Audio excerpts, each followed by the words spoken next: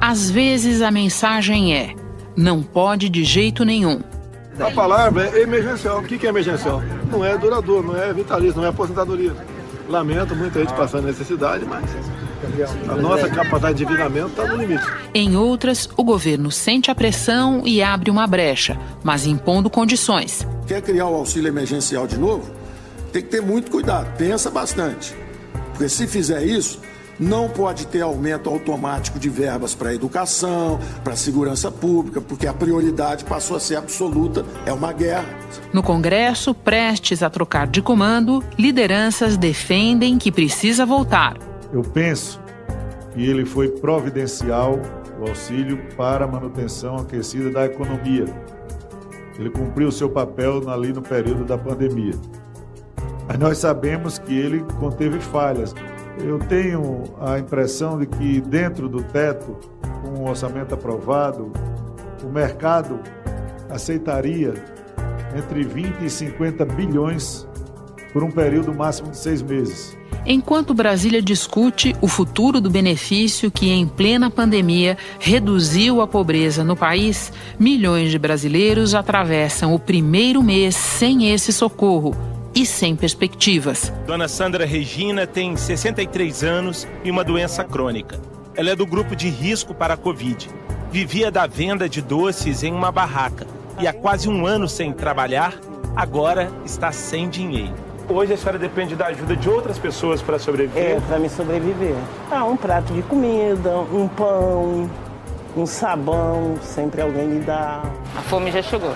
Infelizmente, a fome já chegou. As pessoas ainda estão desempregadas, muitas pessoas que tinham que sair para trabalhar, muitas delas morreram. Antes eu vivia bem melhor, meu amigo, antes da pandemia.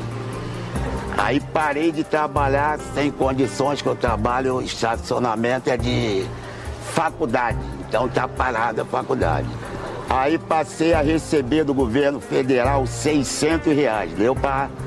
Perdi um pouco da respiração, mas caiu para 300. Tô vivendo de favor. Um amigo paga uma quentinha, outro paga um café.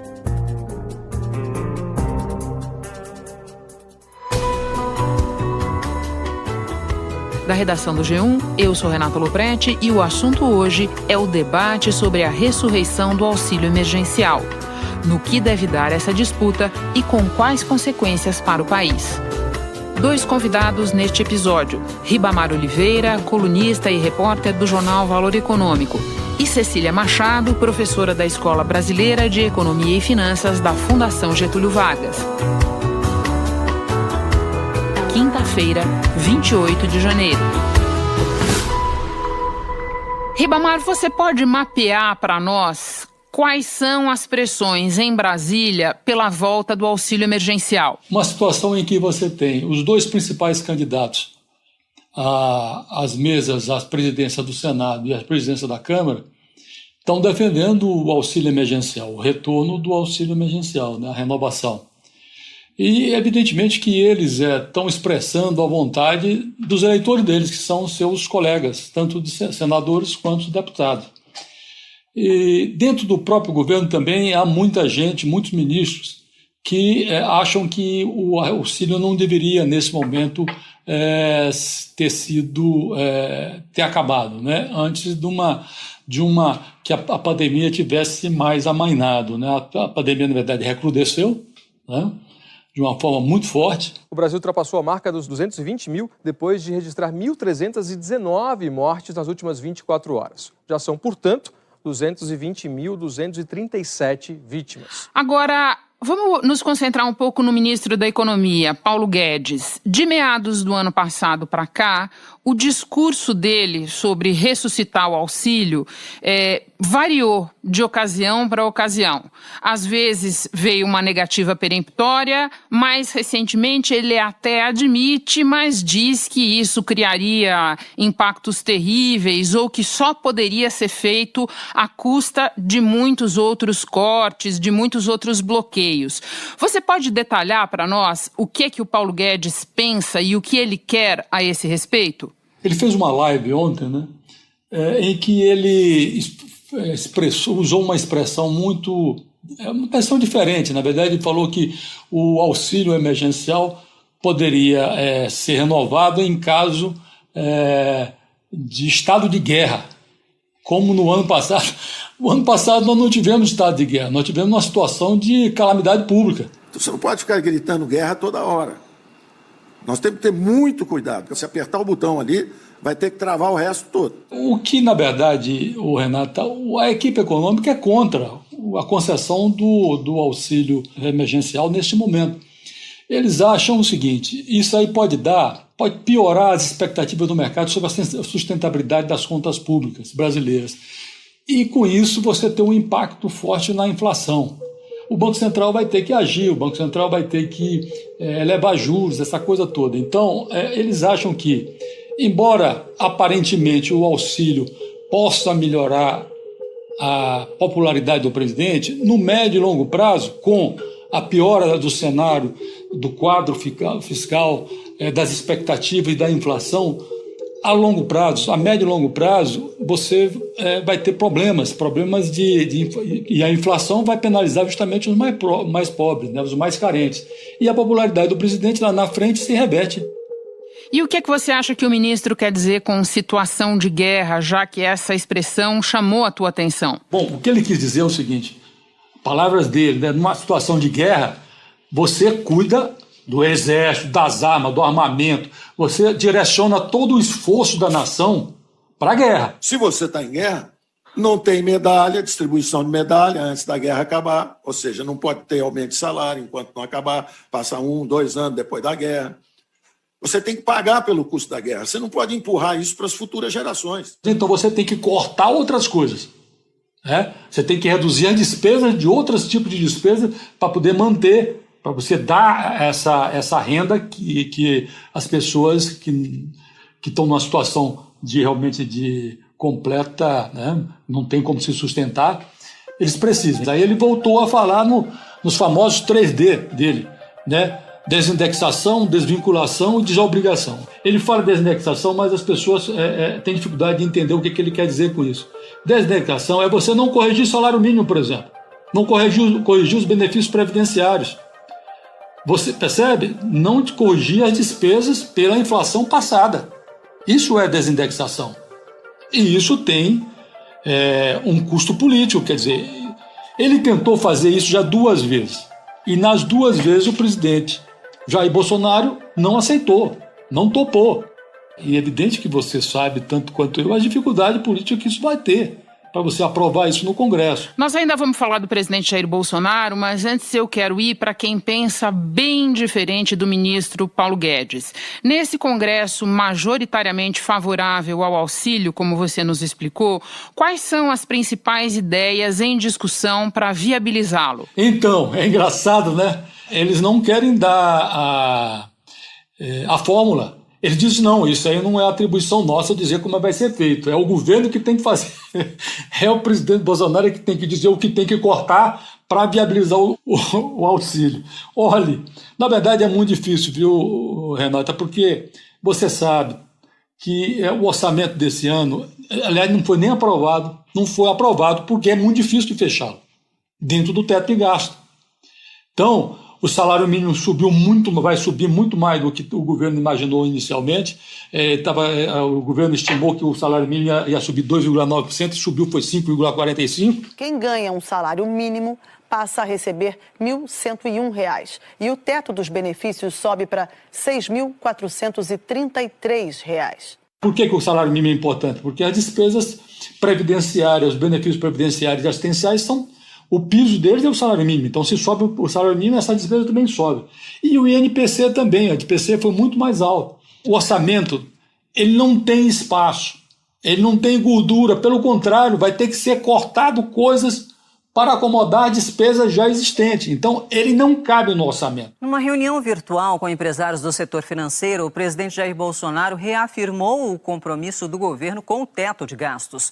No âmbito fiscal, manteremos firme compromisso com a regra do teto de despesas como âncora de sustentabilidade e de credibilidade econômica. Não vamos deixar que medidas temporárias relacionadas com a crise se tornem compromissos permanentes de despesas. Como vai ser financiado o auxílio emergencial? Da forma como foi financiado no ano passado. Através do quê? De crédito extraordinário. Ora, crédito extraordinário não entra no teto de gasto. Então, não é um problema de teto de gasto. Percebe? O problema do auxílio emergencial não é um problema de teto de gasto. É um problema de dívida pública. Por quê? Porque o governo vai ter que se endividar mais ainda no mercado para financiar o auxílio emergencial.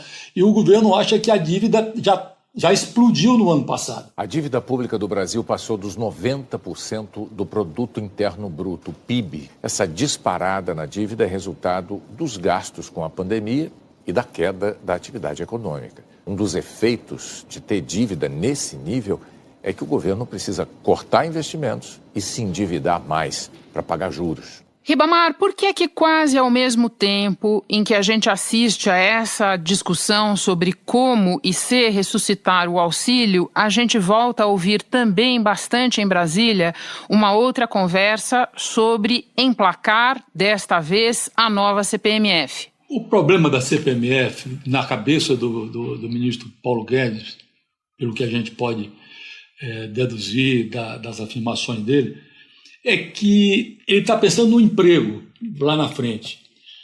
Por quê? Porque o nível de desemprego no Brasil é muito elevado, muita gente sem emprego, principalmente depois da pandemia, com a pandemia. O desemprego voltou a crescer. Em novembro, a taxa de desocupação foi de 14,2%.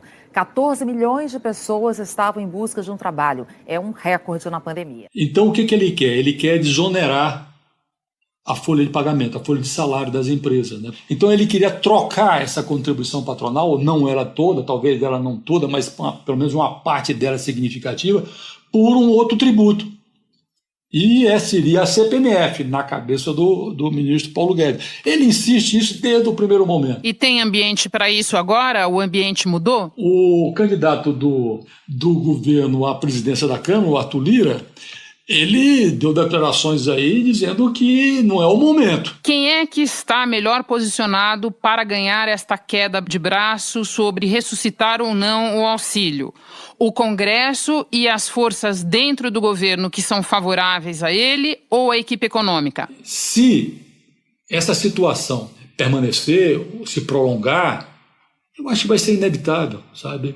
É inevitável conceder um auxílio emergencial, porque você vai ter que ajudar as pessoas têm que viver, as pessoas não podem morrer de fome. Quase 70 milhões de brasileiros receberam o auxílio emergencial em 2020, mas agora, em 2021, já não contam mais com dinheiro. Muitos perderam o emprego e, com o fim da ajuda do governo federal, podem ficar sem qualquer renda. Acho que as coisas vão ficar mais claras a partir da semana que vem. Por que a partir da semana que vem? Porque vai ter a eleição da mesa, tanto do Senado como da Câmara. E com a eleição da mesa, eu acho, depois de tomado posse aquela coisa, o governo vai apresentar o seu plano fiscal, percebe? Aí ele vai dizer o que na verdade ele quer e quais são os limites que ele vai estabelecer para a questão fiscal no Brasil. Vamos terminar falando do presidente Jair Bolsonaro. Nessa divisão entre os que querem e os que não querem o retorno do auxílio, ele está em qual coluna? Lembrando que muitos analistas atribuem a queda recente de popularidade do presidente tanto ou mais ao fim do auxílio do que à confusão da vacinação. Renata, o presidente Jair Bolsonaro é imprevisível, né? Eu acho que ele vai ter que raciocinar em cima de elementos concretos, né? Se a pandemia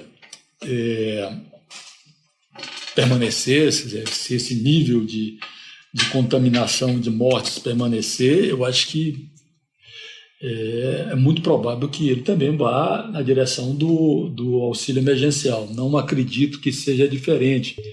Agora, olha só. Hoje, ele esteve no Ministério da Economia.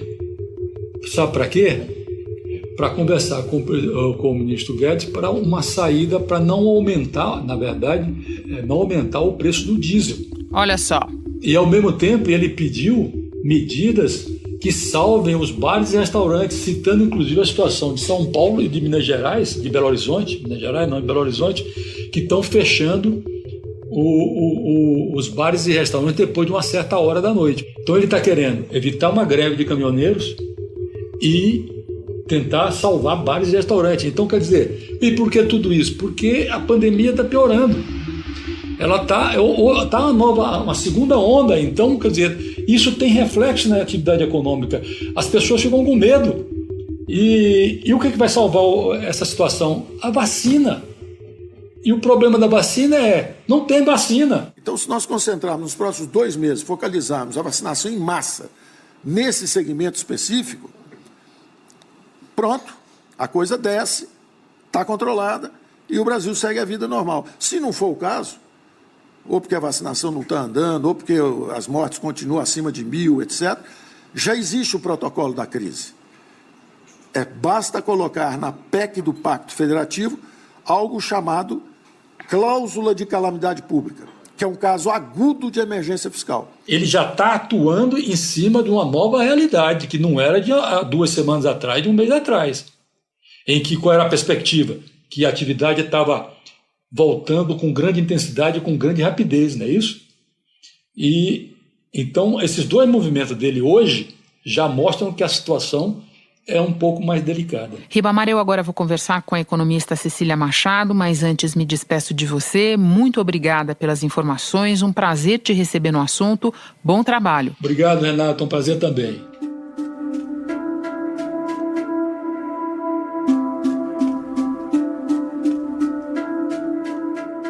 Cecília, pode dimensionar para nós o impacto do fim do auxílio emergencial para os beneficiários e para a economia como um todo? O auxílio ele representou um programa muito grande, né? Tanto em termos de orçamento quanto em termos de escopo, de pessoas afetadas. Só para dar uma ordem de grandeza, o orçamento total correspondeu a 254 bilhões de reais e ele atingiu direta ou indiretamente 119 milhões de pessoas, né?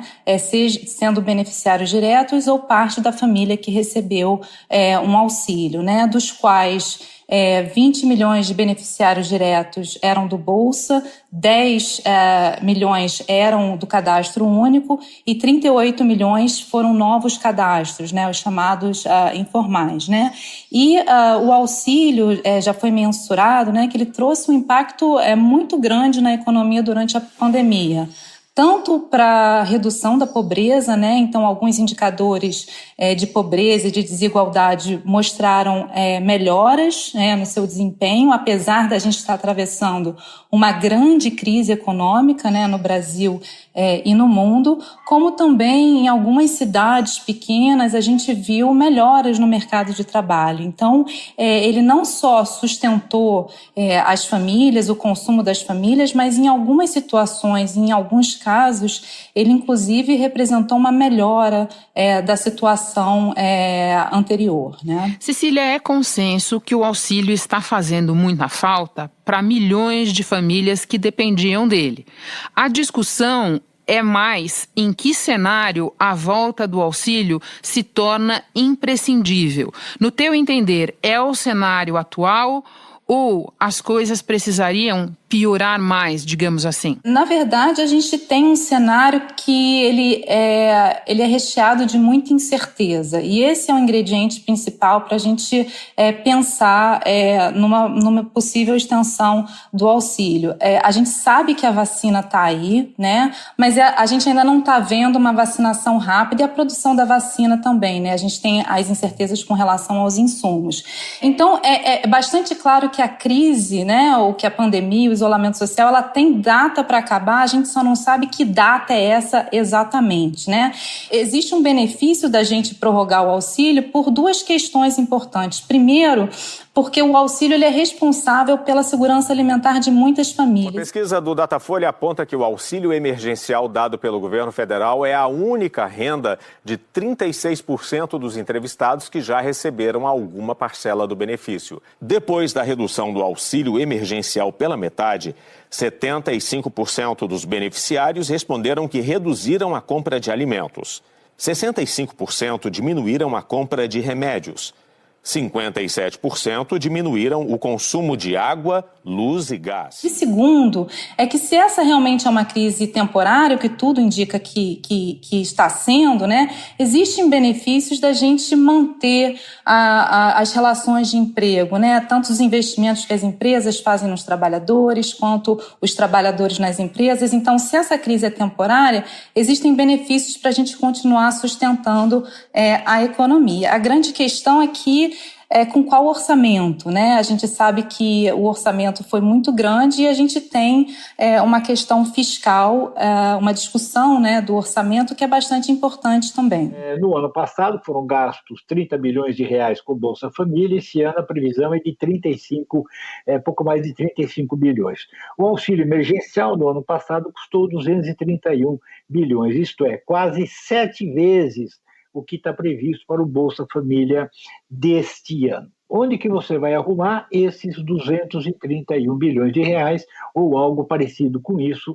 Você escreveu recentemente que no cenário atual, mesmo um programa pequeno, focalizado, com valor mais baixo de auxílio, traz dúvidas sobre a solvência do governo e que, portanto, precisaria vir acompanhado de, palavras tuas, medidas críveis que garantam estabilidade macroeconômica e repagamento da dívida pública. Você pode nos dar exemplos de quais seriam essas contrapartidas? A grande questão que as pessoas colocam quando a gente fala da extensão do auxílio é que ele seria, por exemplo, um novo orçamento de guerra, né? Mas a gente precisa estar atento que qualquer gasto continua sendo um gasto que ou vai se refletir na dívida ou a gente vai precisar financiar com impostos ou com redução de despesas, né? Então, é importante pensar nessa fonte de financiamento. Por exemplo, reestruturação de salários, congelamento de salários, redução de aumento de imposto mais para frente, redução dos créditos tributários, né? Repensar o programa do abono. Ele no momento ele tem parâmetros que podem ser modificados de forma a gerar mais recursos para os programas sociais. Então a gente tem a própria desoneração da folha de pagamento, né? Então de pouco em pouco a gente tem várias possibilidades concretas e reais para financiar um programa de assistência. Agora, ela precisa sair do papel, né? Ela precisa ser crível, é preciso ter um planejamento, mesmo que não seja feito agora, que seja feita no futuro. Cecília, para terminar, nessa mesma coluna que você publicou no jornal Folha de São Paulo, você coloca que no cenário de falta de vacinação em massa e ainda de nova alta nos casos de Covid-19, que aliás nós já estamos vendo, a outra opção do Brasil seria absorver de imediato os efeitos da crise. Você pode nos explicar o que é que isso significa na prática? Na prática significa não fazer nada, né? Significa que, dado que a gente não conseguiu avançar numa discussão de como é que a gente reformula um programa de assistência, dado que a gente já sabe que o auxílio precisa de uma calibragem, ele pode ser focado, ele pode ser reformulado para atender um conceito de pobreza que leva em conta não só o indivíduo, como a família, as crianças, né? Dado toda essa reformulação, né, que foi possível de se discutir durante todo o período da pandemia e não se fez, a outra opção seria não fazer nada, que também é muito ruim. Deixa eu terminar com um adendo a essa pergunta e a tua resposta. Fazendo o raciocínio reverso, não fazer nada, na tua experiência de economista, diante do que nós estamos vendo no momento no país em termos sociais, significaria o quê? Seria não renovar o auxílio e, ao mesmo tempo, não reformular, né, um programa de assistência que seja focado. Cecília, muito obrigada pela conversa, um prazer te receber, bom trabalho aí. Obrigada, eu agradeço. Antes de terminar, um lembrete para quem ainda tem parcelas a receber do auxílio emergencial de 2020. Nesta quinta, a Caixa vai depositar pagamentos a trabalhadores que tiveram o benefício aprovado só agora em janeiro. São 196 mil beneficiários que vão receber de uma só vez todas as parcelas a que têm direito. Este foi o Assunto, podcast diário disponível no G1 e também no Globoplay, Google Podcasts, Apple Podcasts, Spotify, Castbox, Deezer, Amazon Music. Nas plataformas digitais de áudio dá para seguir a gente e assim não perder nenhum episódio. Eu sou Renata Lopretti e fico por aqui. Até o próximo assunto.